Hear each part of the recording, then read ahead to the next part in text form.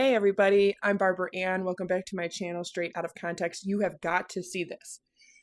If you are not a fan of Candace Owens, I highly suggest you go over to her YouTube channel and check it out. And she just dropped her brand new website where she's going to have complete control over her own material, whether it be videos, interviews, or documentaries that she self-produces. But this right here, she's talking about how Taylor Swift is now turning, at least publicly, turning against Blake Lively over the Justin Baldoni-Blake Lively lawsuits. And I want to tell you very quickly, if you are not up to date on what is going on with this, Taylor Swift and Blake Lively have been friends for years. Taylor Swift is the godmother to 3 out of the 4 children Blake Lively and Ryan Reynolds have together.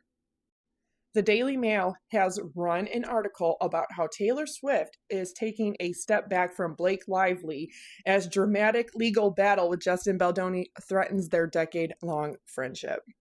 I'm going to read this to you and we're going to get into it, but I want to tell you something very quickly here. Nothing can threaten somebody's decade-long friendship more than the people that are in that friendship.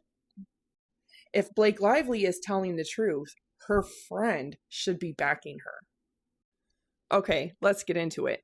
On August 6th of 2024, the premiere in New York City for the movie It Ends With Us took place. If you don't know, Justin Baldoni has released a voice memo talking about his experience at his own film premiere. He talks about how, as one of the CEOs and founders of Wayfarer Productions, they bought the rights to Colleen Hoover's book, It Ends With Us, and It Starts With Us, so they can make them into a movie and a sequel. He owns them. He's also the director, and he's also one of the 2 main characters in the film. But at the premiere on August 6th of 2024, he, his wife, his parents, friends have to go down to the basement to stay away from Blake Lively, who's upstairs, just to cut out any kind of bad publicity or drama. And if you haven't heard that voice memo, you should go look it up and listen to it because it's heartbreaking. It should have been one of the best nights of his career as somebody who has gone through all of this work and the director and the star of the film. It should have been one of his most celebrated happy days in his career. But it wasn't. Only 3 days later, on August 9th of 2024, the movie It Ends With Us comes out, and you can watch it on Netflix if you haven't seen it. 4 days after that, on August 13th of 2024, this person here posts on Reddit that she knows a lot, I'm assuming it's a she, knows a lot about the inside drama and she doesn't know who to share it with. So here we are, meaning that she's on Reddit to share what she knows. And this is what she posts, and thank you to Candace Owens for outing all of this, because this person here, all of this ends up coming true now. Like, all of this was real, and this was posted over 6 months ago. Let's dive in. Supposedly, Blake felt that Justin made her uncomfortable on set, talking about instances where he would say she looked sexy on set, basically with her clothing.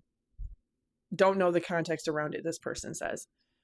Apparently, Justin wasn't happy with the original editor's cut of the movie, so he hired his own team to do his version of the movie. Blake wanted to do her own version of the movie as a result, but Sony said no. Blake goes to Sony, threatens to go to the New York Times with a story that says Justin was harassing her on set if they didn't give her her own version. Sony freaks out and says, okay, whatever you want. Justin is banned from the Sony lot. Not forever, but just for the run of her movie. But this person says they could be wrong. Blake hires Taylor Swift's music video editors to do her version while she's filming in Italy for something. Blake has friends and family screening to get their thoughts with lots of A-listers, Ben Affleck, Bradley Cooper, etc., etc. Everyone is like, question mark. The movie, her version, makes no sense. Blake realizes she needs to hire an experienced film editor to actually fix her version. Blake uses a Taylor Swift song in the movie, which is My Tears Ricochet, that the studio loves having in the film. Taylor Swift finds out that the original scorer and composer for the music of the movie is someone that she had worked with in the past, and that was, quote, mean to her, unquote. And she says, it is either that person or my song and me. And also, her music video editor. Sony then fires that composer to keep the Taylor Swift song. I think that's everything I know. What is absolutely crazy, though, is how could this person be so right about all of this? All of this is true. And what's crazy, though, is that Justin Baldoni was completely all in on Blake Lively having her own version of the movie, even though that was not her place at all as just the person who's playing Lily Bloom's, her character. Her version didn't test well at all with test audiences versus Justin's version, which did. And I think that angered her even more. That, my God, a woman actually could not compete with a man for a better version of the film. It's just how it tested with audiences. It's just the truth. It's just what happened. The crazy thing is the amount of ego and narcissism that somebody must have to be contractually in this movie to play this character and to want to dominate and assert so much control that's beyond your actual job description. It's beyond me. But usually in a film, when somebody is doing the scoring, composing the music, and they've already done their job, or they've already finished with their job, or they're close to being finished with their job. And it's different for each person who scores a movie. Some people can do it in weeks. Some people could do it quicker than that. Some people take months.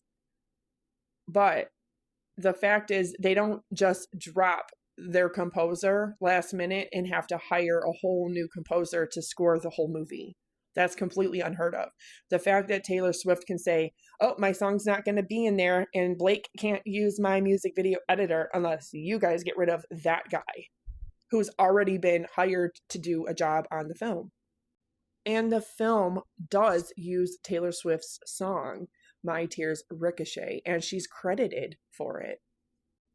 But the new person that they hired to do the scoring for her version and for the film ends up being the person who's doing the scoring for Deadpool and was currently working on that. So there was like a week of recording left on Deadpool, and I suddenly get a text from Blake, and she sent a little video saying, I'm doing this thing, need a score. Can you deliver it in a week? And I said, I don't think a week, but maybe 3 if we have 3. So that materialized, and so it was sequential. Was able to kind of finish up Deadpool, but I was going from the dub of Deadpool and going back to the studio at night working on Blake's film. So in a week, it was a little nutty. Well, it ended up being about a month. I have to wonder. I mean, no interest in dishing, but was there a composer before that or did they just one day wake up and say, "Oh, we need a score. Call that guy who's doing my husband's movie. Maybe he has time." I mean, how do you end up getting a call with we're in that kind of a pinch? Unless I kind of guessed correctly. Yeah, I think probably it was a scenario of a last second replacement. That person was absolutely correct, but look at the credits. Gordon Reynolds and Candace Owens is right. Taylor Swift, Bradley Cooper, and everybody else needs to be subpoenaed in Justin Baldoni's trial. which is set for March 9th of 2026. And is there just exclusive. that we could have a sequence? What? A chance that you can have a what? A sequence, like it starts with us. Oh. I mean, if Colleen has her rights, I'll go anywhere. I'll follow this woman anywhere. Y'all heard her. Let's dive right into part 2. Okay, this is Colleen Hoover. Colleen Hoover sold the rights to 2 of her novels. It Ends With Us and It Starts With Us to Justin Baldoni and Wayfarer Productions. They legally and rightfully own the rights. Colleen Hoover has recently tried to scrub her Instagram. It's completely gone. She has just registered her own production company called Heartbones Entertainment, LLC. Candace Owens, she's like me, relentless, like a dog with a bone, does not stop researching till she finds everything. Heartbones Entertainment is already set to turn some of Colleen Hoover's other novels into films, which is a really slick way of trying to make the most money. Instead of selling the rights to your other books, you're going to keep them, create your own production company, and then own the rights, own the production, own all of it for her other books. And things like this have already been put out by Variety. Colleen Hoover's novel Reminders of Him sets movie adaptation at Universal for Valentine's Day in 2026. But Colleen Hoover has many other novels. It's not just It Ends With Us and It Starts With Us, but those rights to those were sold, and Wayfarer Productions and Justin Baldoni and his partner owned them. So even though at the end of part 1, I've already started to go into how Rob Simonson ended up being brought on to do the scoring of Blake's version, which Sony ended up keeping him because they let go of the other composer. Let's go back to what people, independent, everyday citizens of the world and the United States, had to say when Blake Lively was on the press tour for the film It Ends With Us. Remember, the premiere was August 6th of 2024, and then on August 9th of 2024, the movie comes out. On August 13th of 2024, that person who knows everything and dropped it on Reddit post. And then August 16th, there's all of these articles talking about how Blake Lively is tone deaf because people on TikTok, Instagram, Facebook, and other social medias were talking about how her interviews were tone deaf.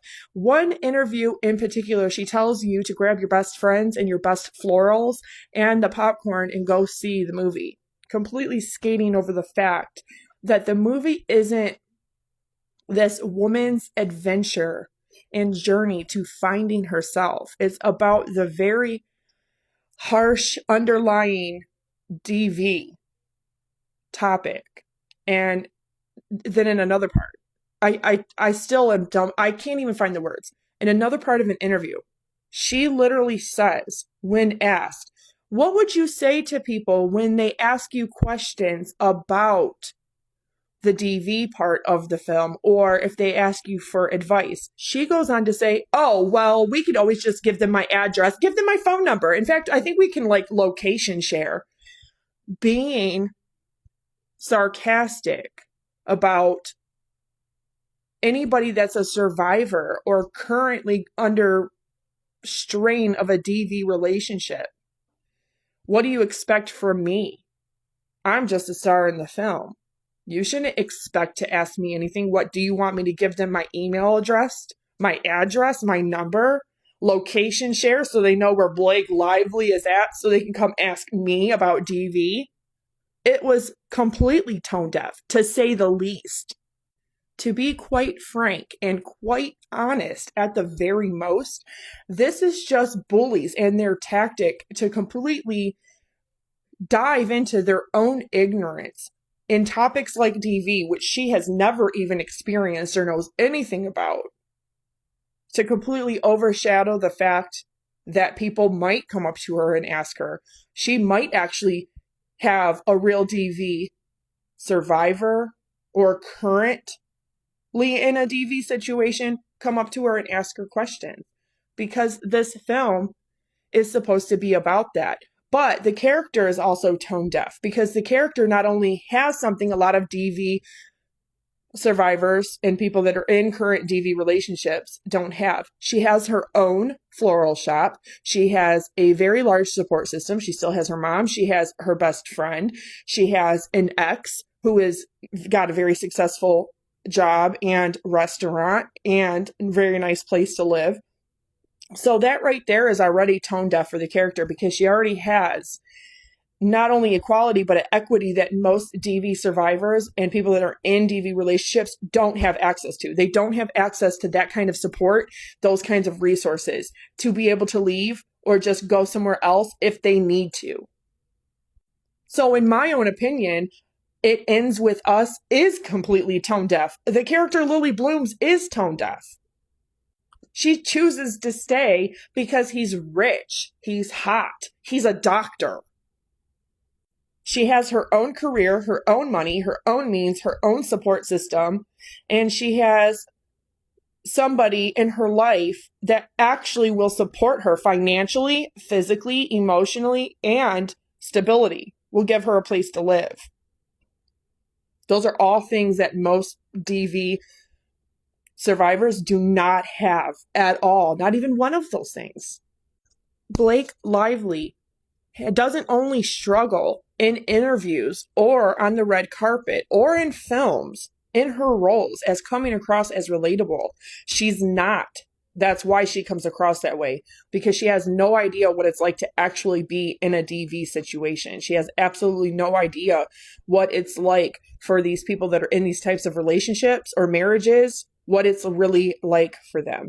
And that shows in her ignorance in the interviews. And everybody that watched the movie, the interviews, the publicity for it, and seeing all of this going around, all of these independent people and creators, content creators, influencers like me who voiced my own opinion about it, we can see and hear with our own eyes and our own ears. It was tone deaf, to say the very least. Very ignorant, to say the most. But Blake Lively has a very long history of being completely tone deaf. I mean, she got married to Ryan Reynolds on a southern plantation, like a real plantation. And she's trying to skate over the entire DV topic that this whole movie and book is even based on with florals instead of Barbie-core pink.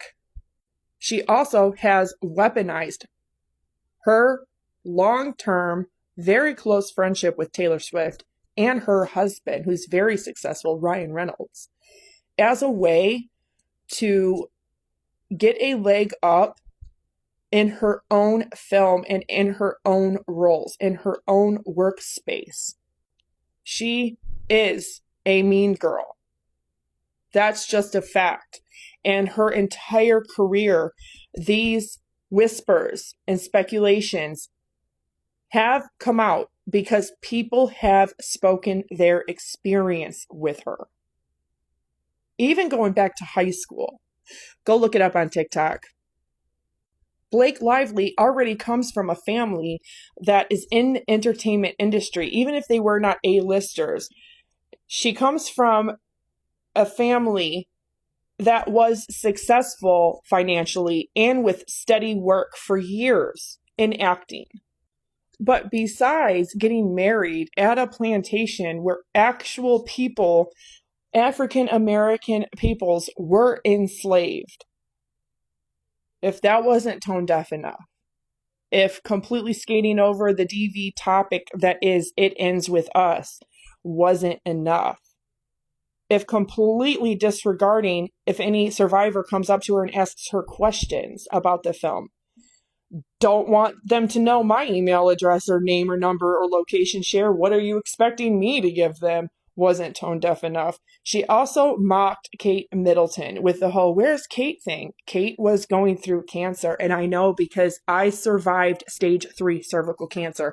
I've been in remission for 5 years. From 32 to 39, I have gone through cancer. If that wasn't enough. But when we pulled into this lawsuit, all of this garbage, okay? I am telling you, first off, read the article. You should go to Daily Mail. You should read the article. And then I'm going to debunk things that were said in that article because Taylor Swift is trying to pull out. This is what happens when the light comes, the cockroaches all run. But I'm not done. I want her subpoenaed because there's evidence here, like I said yesterday, that this was a very deranged A-list plot to just completely stage a hostile takeover of Justin Baldoni's movie and his sequel. And I'm telling you, this is, I hope it goes to court. It's not going to, but I have even more details that I can connect to Taylor Swift.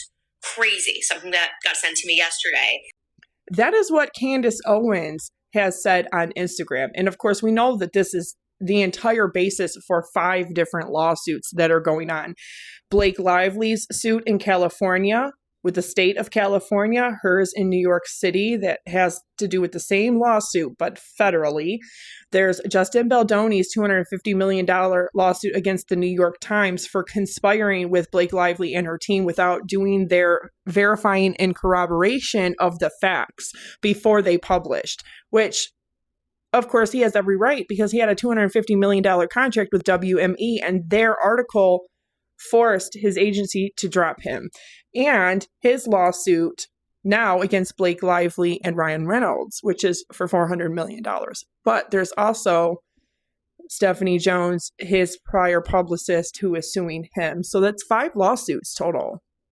As I reported yesterday, the judge has set a preliminary actual trial start date, and that's supposed to be March 9th of 2026. Of course, that is up to the judge's discretion to be able to change that. I think Blake Lively will be canceled if this goes to trial because everything will come out. Colleen Hoover, Taylor Swift, Bradley Cooper, all these other smaller players are going to need to be subpoenaed. I think Candace Owens is absolutely correct. And I think it's very weird that Colleen Hoover would go and scrub and completely permanently delete her Instagram account. Why? Why is that? Is there private messages on her Instagram account she doesn't want people to see, or what? Why do that? She just created her own production company. Social media, especially Instagram, Facebook, TikTok, those are all great ways to be able to promote and advertise, especially when you're doing a production of one of your books or into a film, or just for one of your novels, trying to market it, advertise it, all of that. So why would you get rid of your Instagram? The timing's suspicious too. But I absolutely love this because she actually tags Blake Lively and Ryan Reynolds and says, but this story isn't over. Ryan Reynolds will not get away with this. Hell yes. I love Candace Owens. I love her. You guys have to go to her website, and I know that there's some of it is behind a paywall. Some of it, she said, like her podcast episodes will be free for people too. So I don't know, but if you support her and you love her, definitely go and support her new website, because that is something she said her and her husband worked really hard on investing into, and she will be able to control without YouTube censorship what she's able to say, especially in her documentaries, her interviews, her own video, her own stuff. So I think that's really great.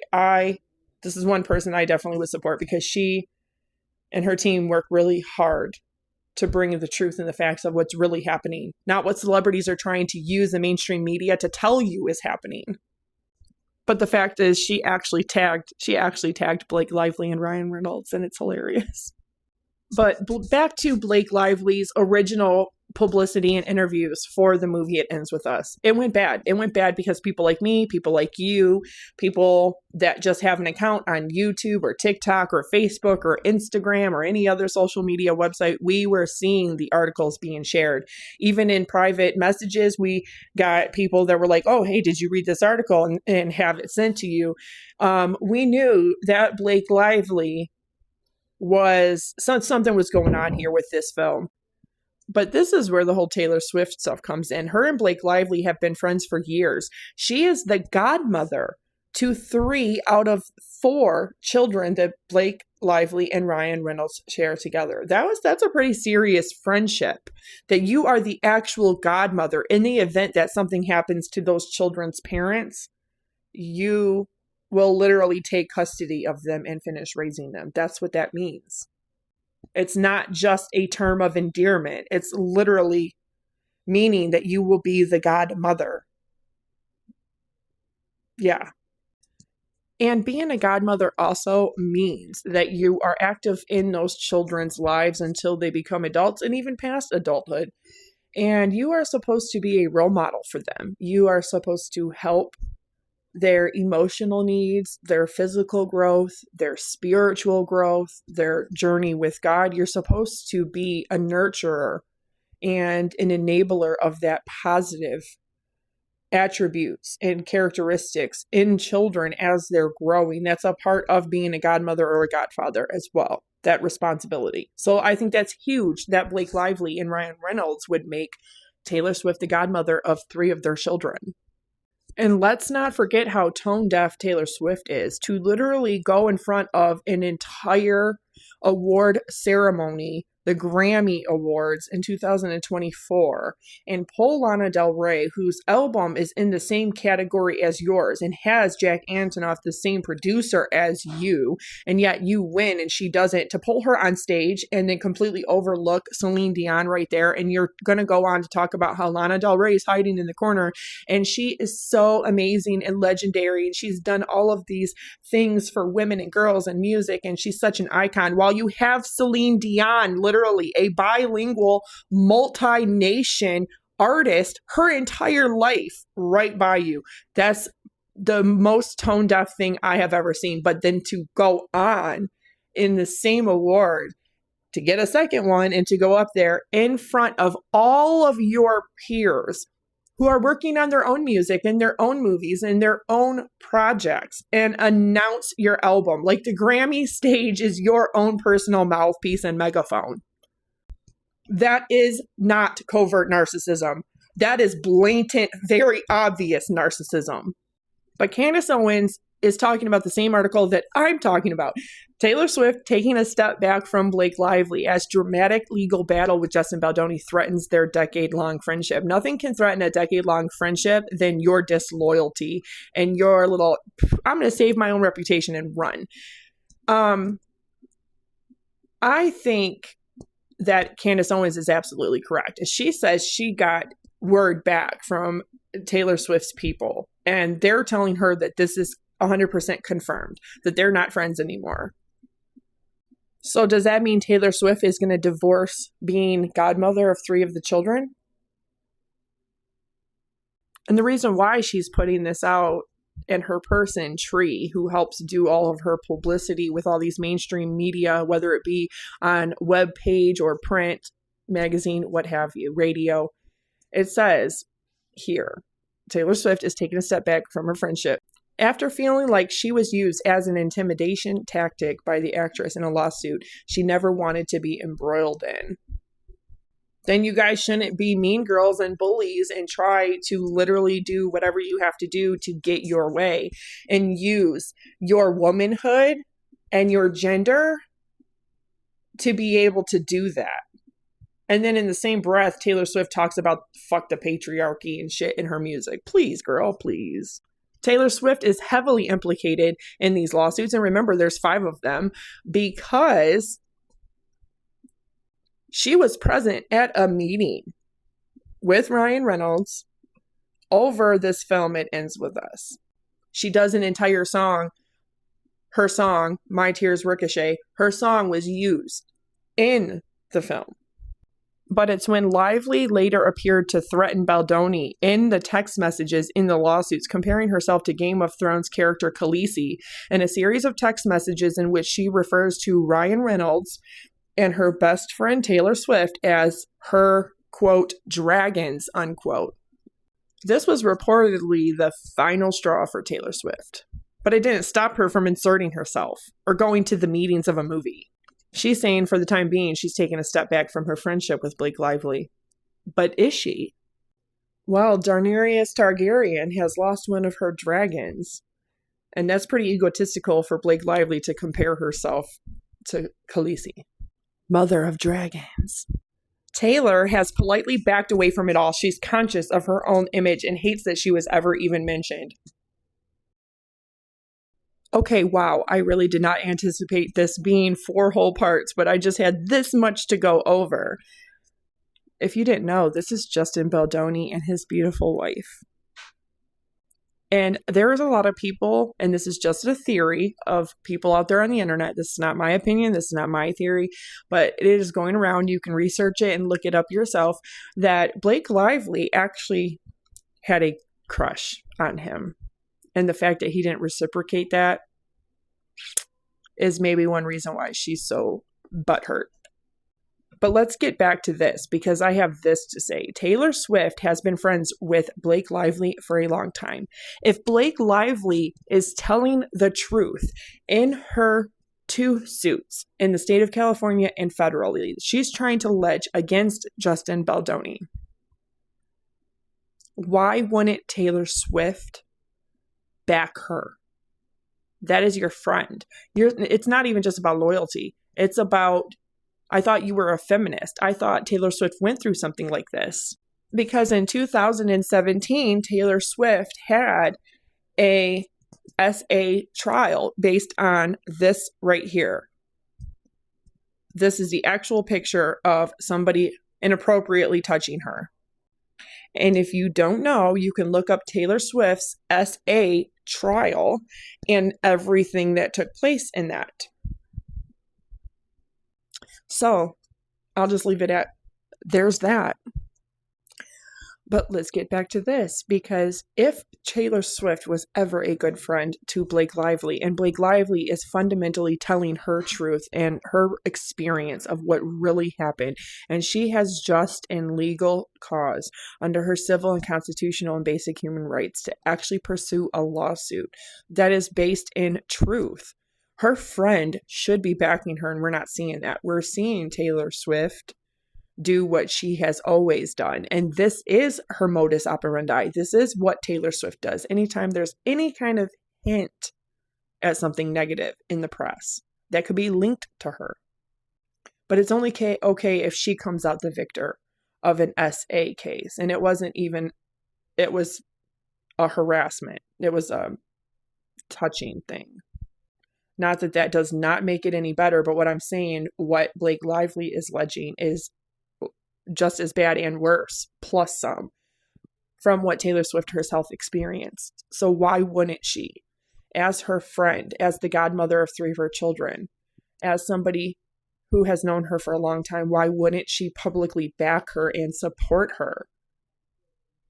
It makes me wonder if they all know that Blake Lively is going to end up canceled. If this does go to a courtroom and ends up with an entire trial, and there is a trial date that is set for March 9th of 2026. They have already planned dates for this year. The judge himself has set that as of now, and that's up to his discretion. But as of right now, there are already dates that are set for this year for the lawyers to argue discovery, to argue different things regarding trial. But trial date is set for March 9th of 2026. It is said by the judge that he is likely going to combine Blake Lively's 2 suits and Justin Baldoni's lawsuit. Okay, Justin Baldoni has a lawsuit against the New York Times. Justin Baldoni's old publicist has a lawsuit against him. And then he has a lawsuit against Blake Lively and Ryan Reynolds, and then Blake Lively has 2. So it looks like the 3 lawsuits could be combined into one. I don't think that's including his suit against the New York Times. That might be included, but I know the one that's not is the one that Stephanie Jones has against Justin Baldoni. So this article says, Taylor Swift is taking a step back from her friendship with Blake Lively after feeling like she was used as an intimidation tactic by the actress in a lawsuit she never wanted to be embroiled in. The singer, 35, was dragged into the explosive legal battle between Lively, 37, and Justin Baldoni, 41, when he claimed his co-star used Swift to intimidate him at a meeting with also her husband, Ryan Reynolds, about edits she had made to a rooftop scene in the film It Ends With Us. And it begs the question, why would Taylor Swift be in that meeting for the movie? They used a song of hers that My Tears Ricochet has already been on one of her albums. It's a song that's already been done. There was no need for her to be there talking about scenes.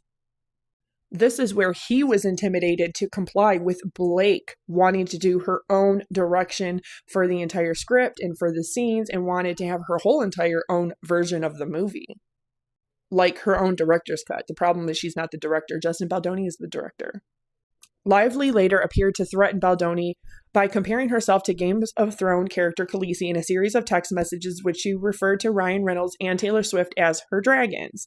The uncool and unnecessary description was reportedly the final straw for Swift, who had never planned to be at the meeting, but she arrived at Lively's New York penthouse to find that the meeting was still ongoing. Then why didn't you recuse yourself and say, hey, you know what? This is your work thing. I'll just go over here and wait till you're done. Why insert yourself? For the time being, she's taken a step back from Blake because she doesn't want to get tangled in this more than she already has, which is far more than she ever wanted. Her friends also think that Blake's I'm Khaleesi and like her, I happen to have dragons text to Justin was uncool and unnecessary because she was essentially used as an intimidation tactic because Taylor Swift's reach and connections and celebrity is so big. She has worked so hard for almost 18 years to procure her fandom and her fame and her celebrity, and she is not under no necessary or unnecessary just truth or untruthful way is she going to allow her best friend, who she's godmother of 3 of her children, to use her name and her good standing, because Taylor Swift is very protective over her reputation. And it begs the question why, because if Blake Lively really went through these horrible, horrible things, this is the one time when she needs the love and the support of her friends the most. But clearly, she's using, because Blake Lively herself is not an A-list actor. She's not even a B-list. She happens to be married to Ryan Reynolds, who is more successful than her. But Blake Lively would be considered more like a B-C rate type of actress. She hasn't ever had her own. I mean, she was on Gossip Girl, but she wasn't like the lead or the main star. She has a couple of movies that are out there, but she's not fundamentally this A-list actress. She has to use the power, the connections, the fame, the celebrity of her husband and Taylor Swift to give herself more accolades in the workplace. And that is very telling, that her lawsuit is not based on truth. And we already know that 4 things alleged in her lawsuit have been proven as untrue by his lawsuits, both of them. So it's getting all kinds of messy. The decision will no doubt shock fans of the Cruel Summer singer, who has been friends with the former Gossip Girl for a decade, with the pair celebrating milestones together, and Swift even name-dropped Lively's children in her music. She appeared to rally around Lively when rumors of rancor between the actress and Baldoni first started bubbling in August, and she was getting all this backlash because normal people were seeing these interviews and saying, wait a minute, this is with her tone-deaf past, with getting married at a southern plantation, and the things that she said that were about Kate Middleton. Where is she at? Why is she missing when she was quietly battling cancer? I know what that's like because I battled stage 3 cervical cancer. Just completely ignorant. And she's supposed to be this feminist. Oh, it's only okay for you to be a feminist and pro this and pro that as long as this whole modern woke BS shit is benefiting yourself, right? Never mind that you're actually fucking talking about another woman's cancer. Like, you have no business talking about another woman's uterus, right? and the cancer that has ravaged it. But the fact that she was pictured arriving at Swift's Rhode Island property, taking solace in the $17 million 8-bedroom estate alongside her husband, Ryan Reynolds, to escape the media frenzy. And she goes on to blame Justin Baldoni for it all. And I highly suggest you read the rest of this because it's good. Yeah.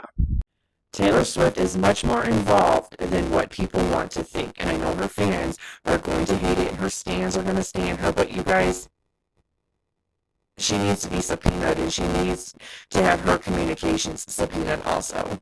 Because if this is her friend, she should be supporting her when she needs it most.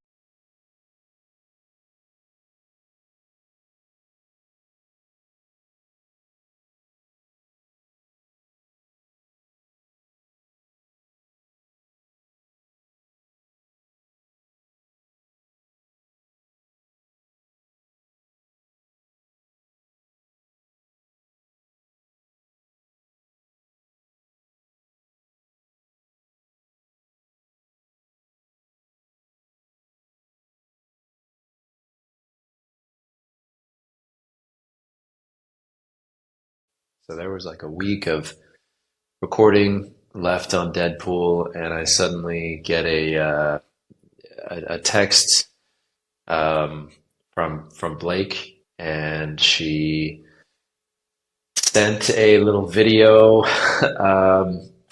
saying, I'm doing this thing, need a score. Can you deliver it in a week?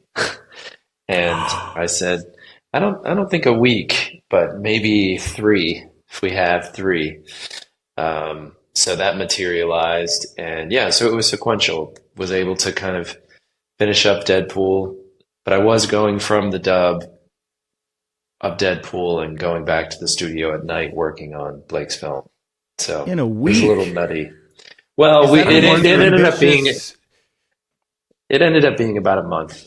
I have to wonder, I mean, no interest in dishing, but was there a composer before that or did they just one day wake up and say, oh, you know what we need? A score. Call that guy who's doing my husband's movie. Maybe he has time. I mean, how do you end up getting a call with we're in that kind of a pinch, unless I kind of guessed correctly? Yeah, I think probably it was a scenario of a last second replacement. Yeah, And is there any just chance exclusive. that we could I'm have a exclusive. sequence? Calling Hoover. A What? chance Sorry, that what? you can have a what? A sequence, like it starts with this. Oh. I mean, if Colleen has her rights, I'll go anywhere. I'll follow this woman anywhere. Y'all heard her.